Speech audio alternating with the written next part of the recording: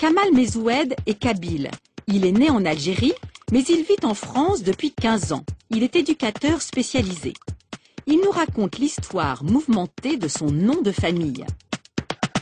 Demandez à ma mère comment je m'appelle. Elle vous dira Kamal Ateissa.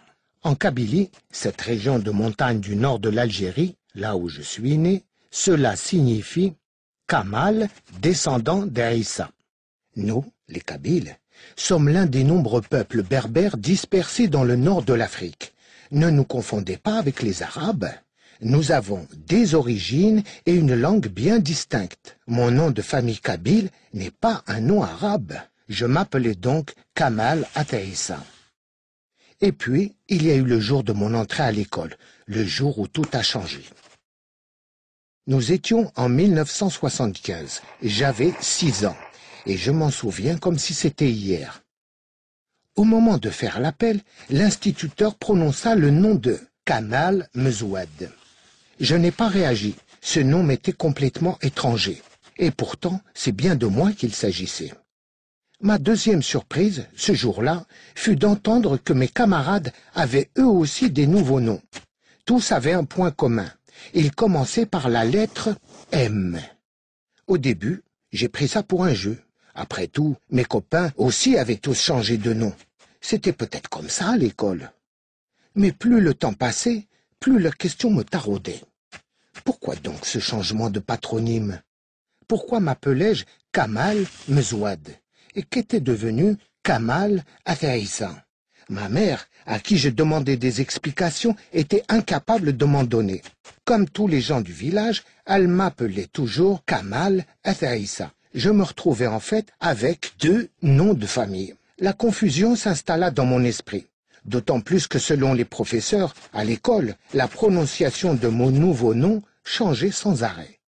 Pour les uns, c'était Mezoud, pour d'autres, Mezoued, voire carrément Merzoud. Bref, c'était un peu compliqué. Avec le temps, j'ai fini par accepter ce nouveau nom, et même à le défendre. Je fais toujours attention à ce qu'il soit bien prononcé. Mezoued. Un jour, enfin, un vieil homme de mon village m'a donné l'explication de ce brutal changement d'identité. Au XIXe siècle, lors de la conquête de l'Algérie, la France a mis en place dans le pays un réseau de bureaux arabes.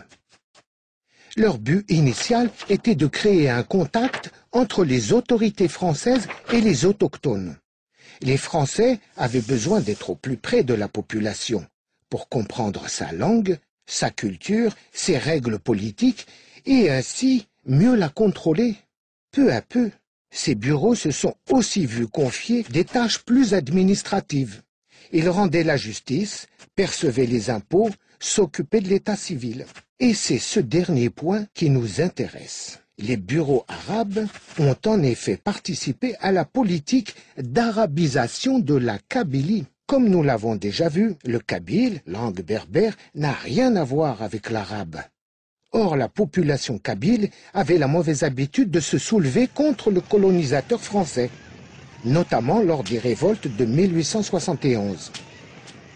L'arabiser, donc lui enlever son identité, était une manière de casser sa cohésion.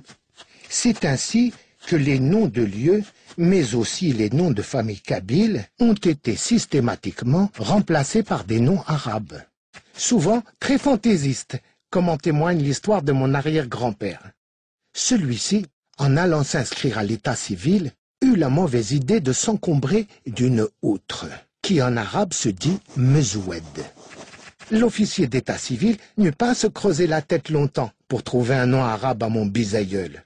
Et depuis ce jour, notre nouveau nom de famille, Mezoued, est gravé dans le marbre de l'état civil, sauf au village, où ma famille s'appelle toujours Aïteissa. Mais alors, me demandez-vous, pourquoi tous mes camarades kabyles portaient-ils eux aussi un nom arabe commençant par la lettre M? Parce qu'il avait été décidé que tous les noms arabisés d'un même village commenceraient par la même lettre. C'est aussi simple que cela.